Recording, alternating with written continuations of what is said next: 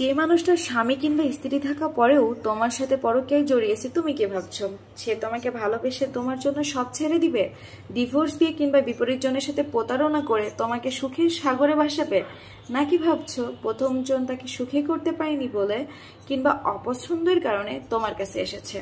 তাহলে শোনো, এই ধরনের মানুষ কখনো কাউকে ভালোবাসতে পারে না, কাউকে সুখে রাখার সামর্থ্য এদের নেই। আই রিপিট, এই ধরনের মানুষ কখনো কাউকে ভালোবাসতে পারে না, কাউকে সুখে রাখার সামর্থ্য এদের নেই। শুধুমাত্র প্রতারণা ছাড়া যে নারী বা পুরুষ পরকীয়ার কারণে তার সংসার নষ্ট করে বা কাউকে এক পৃথিবী সমান স্বপ্ন দেখিয়ে তার সাথে দাম্পত্য জীবন শুরু করে তাকে ঠকাতে পারে, যার সাথে দিনের পর দিন ঘনিষ্ঠ হয়েও তার প্রতি ভালোবাসা অনুভব করতে পারে না কিংবা তার হয়ে থাকতে পারে না, সে মানুষটা তোমাকেও ভালোবাসবে না। তুমি তার কাছে টাইম পাস, নেশা কেটে গেলে তোমাকেও ছেড়ে চলে যাবে। প্রথম জনের চেয়ে তুমি আরো অনেক অনেক বেশি কষ্ট পাবে, তুমি কাউকে বলতেও পারবে না। আর এভাবে একটা সময় তোমার কাছে ভালোবাসাটা পাপ বলে মনে হবে। এটার জন্য তোমার কাছে প্রায়শ্চিত্ত ছাড়া আর কোনো উপায় থাকবে না, মুক্তি মিলবে না।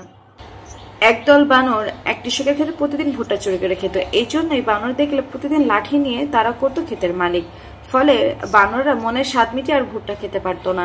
একদিন হঠাৎ করেই ওই ক্ষেতের মালিক অর্থাৎ কৃষকটা মারা গেলেন। সেই কথা বানররা যখন শুনলো, তারা খুব খুশিতে নাচানাচি শুরু করলো, লাফালাফি শুরু করলো। কিন্তু কৃষক না থাকার কারণে একেবারেই কোনো ভুট্টা হলো না। তখন ক্ষুধার্ত বানর তারা বুঝতে পারলো, যাকে তারা শত্রু মনে করেছিল সেই কৃষকই তাদের খাদ্য উৎপাদন করত।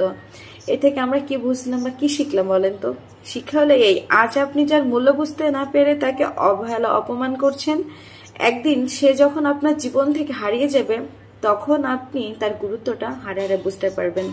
ঠিক তেমনি স্বামী স্ত্রীর সম্পর্ক, তেমনি স্বামী বা স্ত্রী কখনোই মনের মতো হয় না।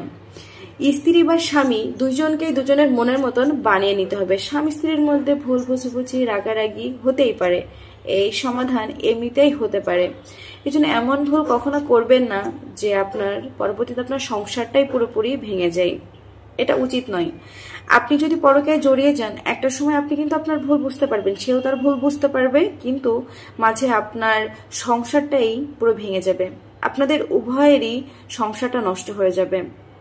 আপনি কখনোই আর নিজেকে সেইভাবে মন থেকে মাফ করতে পারবেন না, ক্ষমা করতে পারবেন না।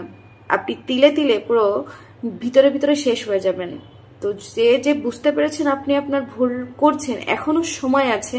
প্রত্যেকের স্থান থেকে ফিরে আসুন। যারা যারা পরকীয়ায় লিপ্ত আছেন তারা সকলে ফিরে আসুন, নিজের সংসারে মনোযোগ দিন, আল্লাহ তাআলার কাছে ক্ষমা চেয়ে নিজের সংসারটাকে আবার নতুন করে সাজানোর চেষ্টা করুন।